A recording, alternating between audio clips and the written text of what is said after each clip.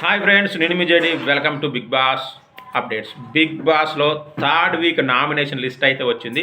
Nominations మాత్రం చాలా టిపికల్గా టెర్రిఫిక్గా జరిగినాయి అంట. ఫేజ్ 1 అని, ఫేజ్ 2 అని ఎలా అయితే మనకు నామినేషన్ లిస్ట్ అయితే వచ్చింది. ఒక్కసారి చూద్దాం.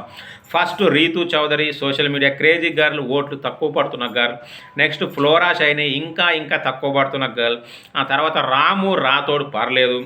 ఆ తర్వాత కళ్యాణ్ పడాల ఆర్మీ మ్యాన్.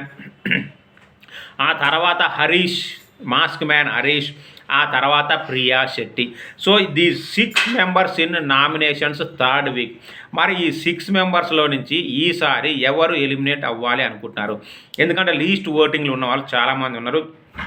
ప్రియా శెట్టి షాకిని డాకిని బాకిని అని చెప్పేసి వెళ్ళిపోవాలనుకుంటారు, మరి పోలేదు లాస్ట్ టైము.